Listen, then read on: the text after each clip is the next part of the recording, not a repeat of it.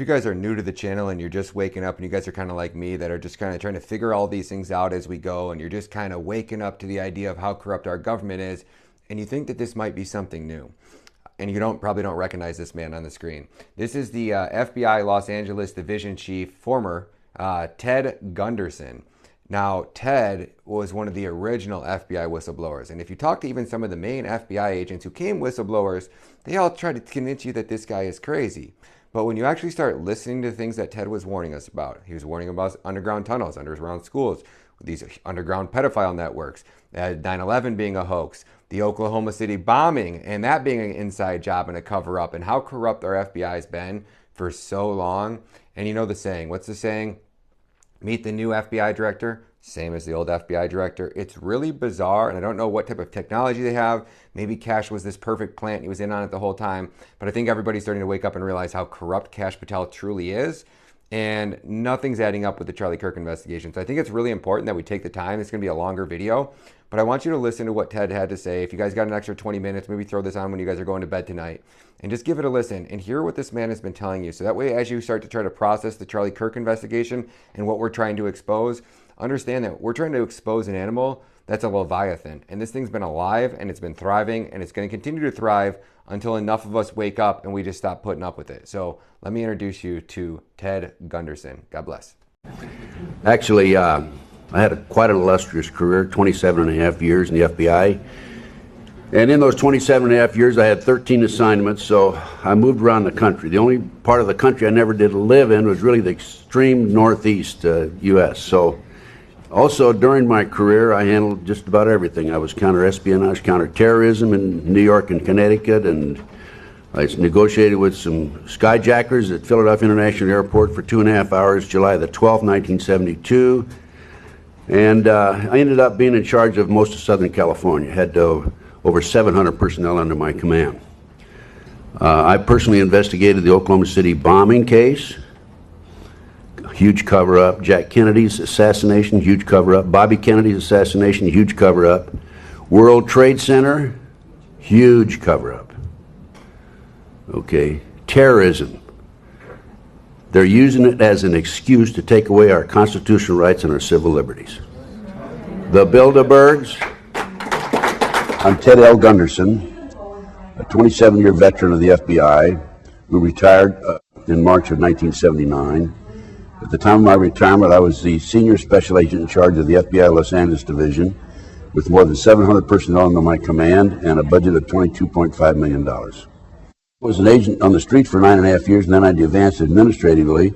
I was a supervisor, and then I was number 2 man in Connecticut and Philadelphia, and assistant special agent in charge was the title.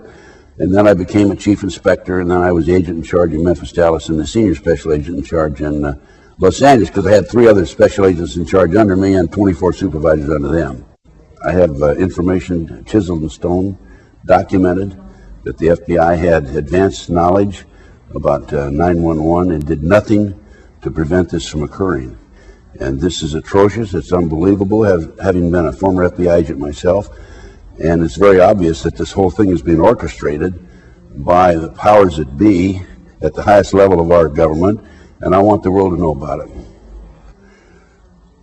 The minute I saw the planes fly in to the tower on television, live as a matter of fact, the question I had in my mind was, there is no way, absolutely no way, that somebody could skyjack 4 planes, 20 people, skyjack 4 planes, in this case 19 individuals, and our government would not know about it in advance. We have, the U.S. government, the most advanced intelligence techniques of anybody in the world, and you'll never convince me we didn't have advanced knowledge about what was going on. We saw the airplanes go in, and it's also a question about whether they're remotely controlled. I don't know about that. I hate to comment on something where I have no documentation, but there's much more to this story than has come out so far. You will never in a million years convince me that those buildings, the towers, collapsed because those planes hit them. I'm confident that they were imploded. As a matter of fact, there were seismograph readings they think from the basement, 2 of them, about the time that the buildings collapsed. There were also molten steel that was in the basement, which is a very high temperature for melting steel, and those planes hit above the 80th floor, so there's no way that that airplane fuel could have dropped down that low. Also, there were fires that burned in the basement for some 100 days afterwards. So there's some implication, and there's some finagling, there's some maneuvering, as far as I'm concerned, and there are many, many more people involved in this than these so-called skyjackers and terrorists.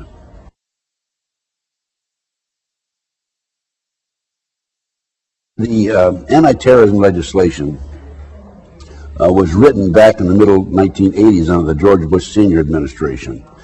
A female Department of Justice attorney, who was one of the authors, made the statement publicly: before this passes Congress, people have to be killed.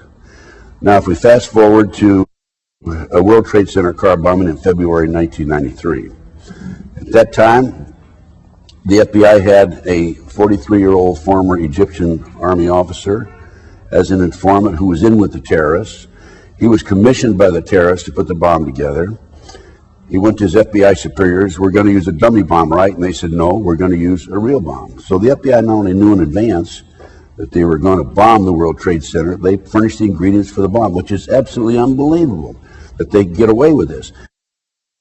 What's unbelievable about it is this was actually printed in the New York Times on October 28, 1993. But they got away with it. And if I was a congressman or senator, I would demand an investigation. Why would the FBI furnish the ingredients for the bomb that brought down or that had damaged the World Trade Center in February 1993? We had 6 people killed there. We had 1,000 people injured. We had a total of 6 citizens who died in the February 1993 World Trade Center car bombing. We had $1,000 worth of 1,000 individuals were injured. We had $500,000 in damage. But there weren't enough people who died to pass the anti-terrorism legislation. So now we fast forward to May the 19th, April the 19th, 1995, Oklahoma City bombing. We had 169 people who died, probably 169 because there was one leg they never did identify. And a year later, the anti-terrorism legislation passed. Now, it wasn't tough enough. I can't prove that there were explosives that were placed in the World Trade Center in the 9/11 situation. However, from what I've seen, an expert on implosions from Albuquerque, New Mexico, that worked for the government under government contract, stated immediately afterwards that the buildings were imploded. And then he retracted his statement and said, well, maybe they were, maybe they weren't. But basically, now he's saying that they weren't imploded. But other experts who have looked at the pictures say that the buildings were imploded. I think that in order to implode those buildings, there had to be implications, government implications or involvement in placing these charges. I mean, that was a tremendous project. I mean, I don't know how many people would be involved in it. Going back to Oklahoma City, an inside investigator told me there were at least 11 other people involved in the Oklahoma City bombing. Now, if you have 11 other people involved in Oklahoma City, you're going to have 3 or 4 times that involved in the World Trade Center situation.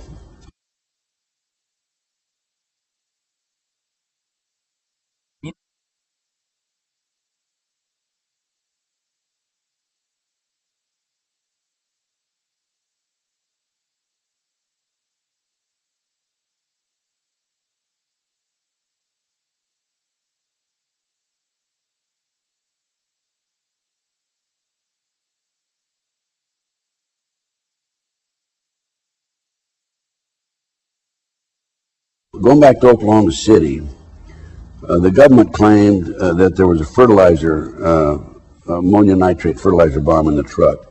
Initially, it came out, I think, with 1,500 pounds, and then it's 2,500 pounds. And in the end, they said 4,800 pounds. A fertilizer bomb explodes in 360 degree, but there's no question about it. The bomb that was in that truck was a directional bomb. Now, there was a bomb called electrohydrodynamic gaseous fuel device that was developed in the early 1980s, highly classified. It was developed by Hercules Manufacturing in Silicon Valley, California. At the time of the first explosion in the experiment in Area 51, 2 technicians died because they underestimated its the power and the strength of this bomb. My informant, my main informant, Michael Riconosciuto, whose firm, Hercules Manufacturing, actually developed this bomb. Michael was with the agency for years, as was his father, Marshall, told me that the bomb, the truck bomb in Oklahoma City, was this electro-hydrodynamic gaseous fuel device. We call it a pineapple bomb because it's the size of a pineapple, but very, very powerful. And then what I think happened in Oklahoma City is that we had the pineapple bomb go off, and then 9 seconds later we had a conventional bomb go off on the inside. With regard to this proceeding, basically there are 4 elements that I have to receive information regarding.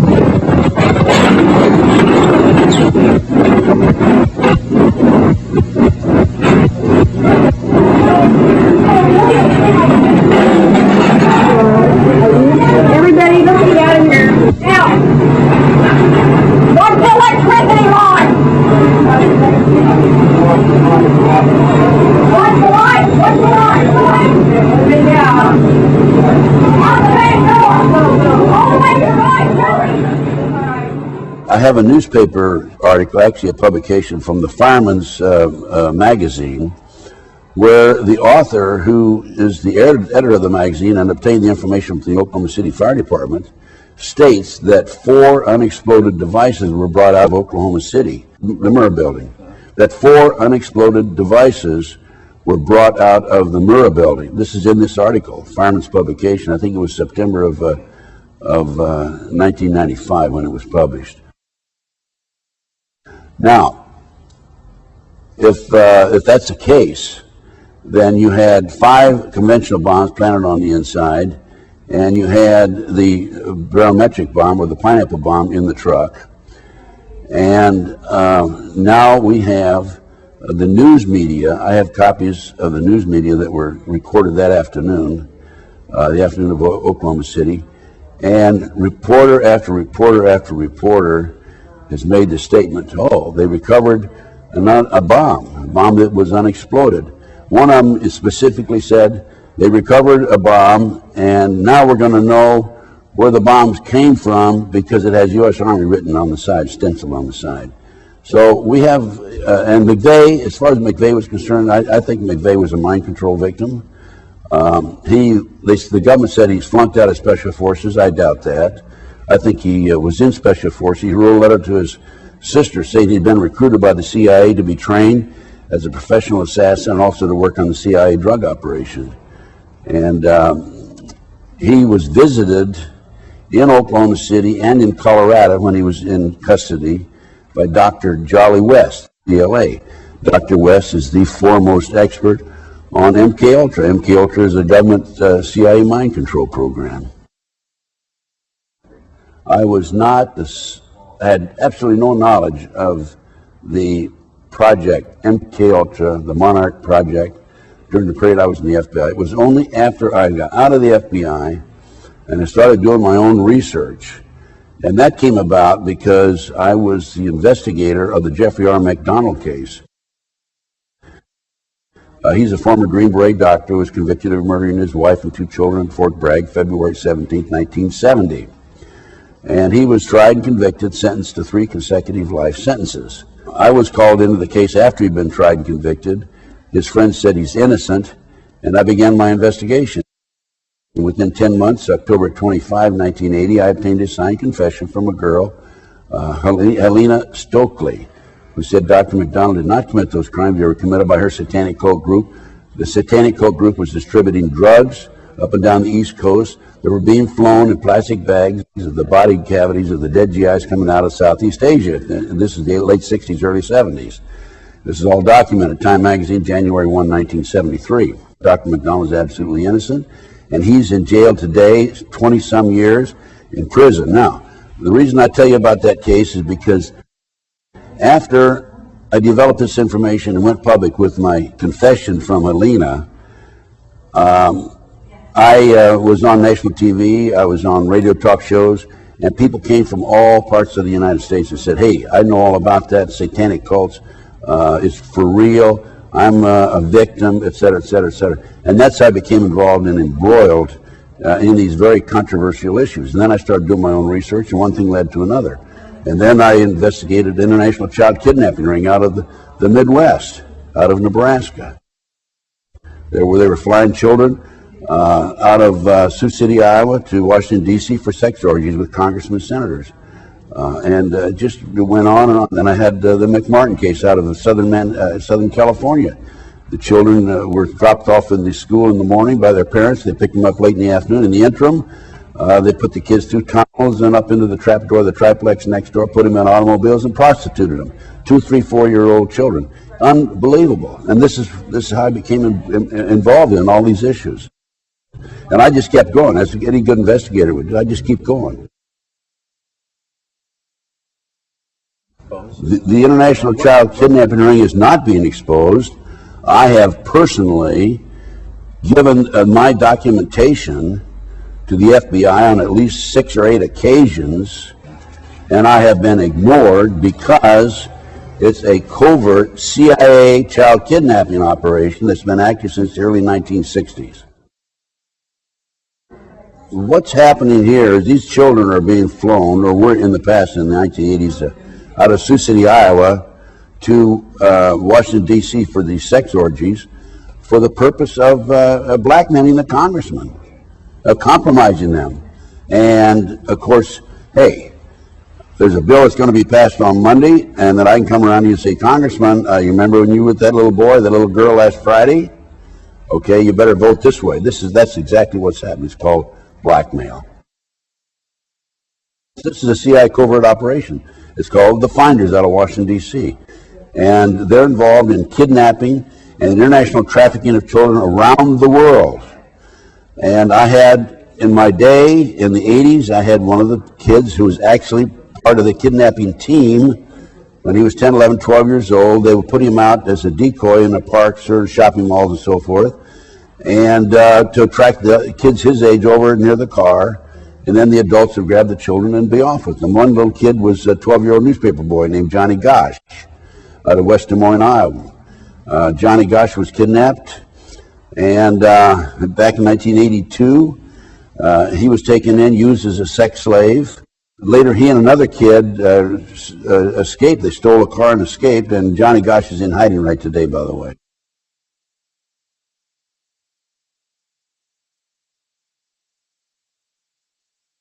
The children are used for body parts. They're used for satanic ceremonies, human sacrifices. They're used as sex slaves. In 1997, I think it was, I was in Denver giving a lecture.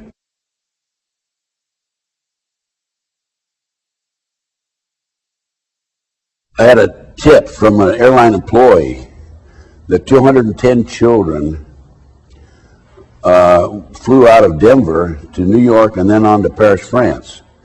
The airline employee who saw this was refueling the plane, asked a female adult and 2 male adults who were with the children, asked a female adult and 2 male adults who were with the children, who are these kids? And the woman says, Child Protective Services, mind your own business. And that man, by the way, has disappeared.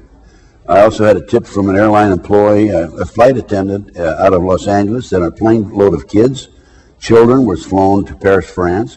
Paul Benassi, my informant inside the Nebraska case, who was part of the Child Network, told me that some of these kids are auctioned off. He's attended 6 such auctions. As few as 6 and as many as 36 children were auctioned off at these various auctions. The children sell for up to $50,000 each, sometimes more. The ages are 2 to 21. The kids stand on a stage in their underwear with a number across with the string around their neck and a number on a cord, on a piece of cardboard, and the people in the audience bid on them, just like bidding on an automobile. This is going on right under our nose. I've given this to the FBI, and demanded investigation. I gave the latest complaint I filed is in writing as of November of this last year. I just keep pumping it over to them, keep giving it to them. And I have a U.S. Customs report that documents this.